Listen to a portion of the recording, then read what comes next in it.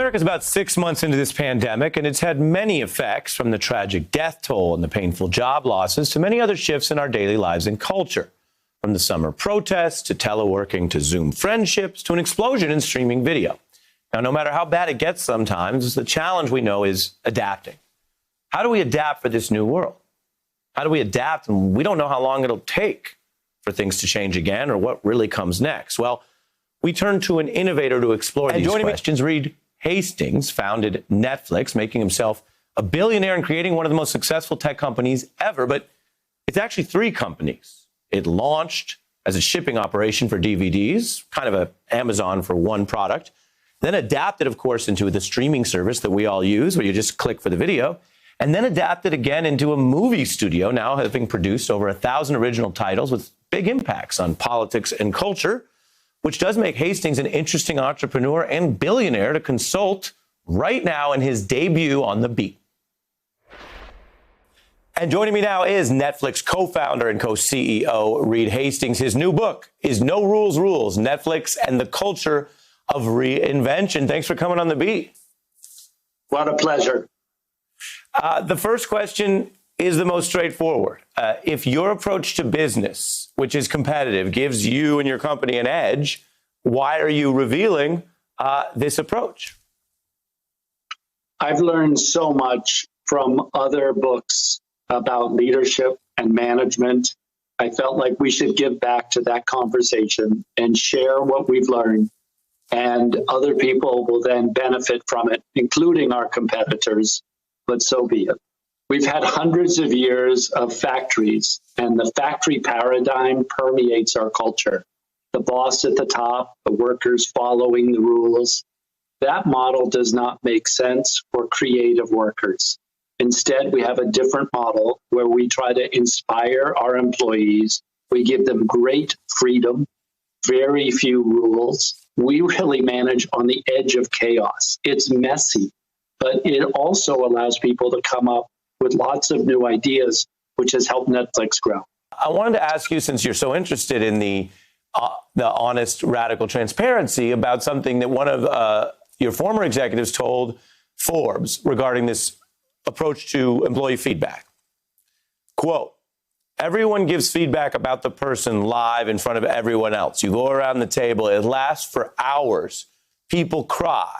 And then you have to say, quote, thank you, because it's making me a better person. One, is that about accurate or not? And two, what is the value, in your view, of that potentially more intense style than what many companies or many organizations do? Well, that's more extreme than anything I've directly experienced. But it has the right sense, which is we're willing to go to great lengths to get people feedback about how they can improve professionally. And that can be hurtful. I mean, I get a lot of feedback, and still, as accomplished as I am, it hurts. And I want to fight it. There's criticism of big tech, as you know, and I want to get into that. But I also want to ask you about some pretty interesting, credible praise that you and your team received from someone who our viewers know, Ava DuVernay, who's an incredible storyteller and known for a lot of great civil rights work. She said, Netflix is now, quote, the foremost and most robust distributor of Black images in the world. And the company was an early producer, distributor of a lot of that kind of work, including documentaries, including civil rights and prison reform projects. Did that come about, in your view, just organically because you have the creative culture you told us about? Or was there something explicit or even civil rights oriented in the planning? No, that was completely organic by our team to produce great entertainment. And all of those shows you referred to, 13th, When They See Us, Mudbound, have been enormously successful for our service. So it's very compatible with an entertainment service. So even though it's upsetting, but again, many great films are upsetting. So again, it was a natural outcome for us. And what we hope, in fact, is that our competitors do a lot more Black programming also. We're not trying to be the exclusive, market for that. So now we turn to some of the criticism out there, which obviously you're comfortable with. because that's your whole thing, 360-degree reviews, right? There's been all kinds of concern from people, particularly around free expression, looking at where Netflix negotiates with, compromises with foreign governments or not.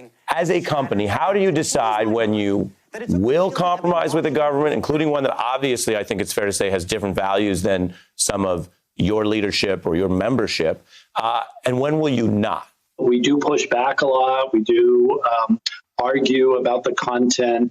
And, we've had some difficulties in some countries. There's maybe a dozen titles that have come down in individual countries out of thousands of titles. And so very controversial titles like a Queer Eye or Sex Education are playing all over the world with no limitation.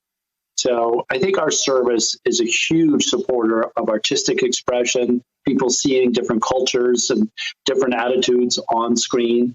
But on occasion, we do get a very specific takedown order, and we end up complying.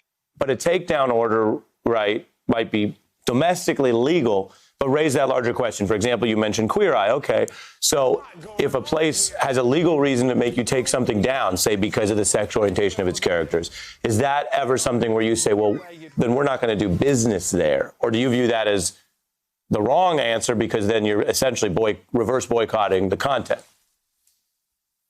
Well, I think we would have a really hard time taking down something if it was suppressing, LGBT voices or expression, like taking down a Queer Eye. The ones where we've had those takedowns have been something that attacks that particular leader, perhaps legitimately, but it's still seen as an attack. We want to have our content make a positive impact around the world. Before I lose you, I did want to get you on some other big picture things that a lot of people are focused on. I don't know how specific you want to get, but it is known that you're backing Joe Biden. Why? Yeah, I've been a Democrat my whole life. I backed Hillary Clinton, I backed Joe Biden, but I try to keep my personal politics out of Netflix. And is that because you really take seriously the idea that it's a publisher, it's a platform, so you welcome other projects? Do you welcome MAGA, Trump-supporting projects and directors if they want to produce, as you say, something that would be good entertainment? We want to cater to multiple tastes, and we're not trying to make judgments about who's right or who's wrong, or this pleases Democrats or Republicans.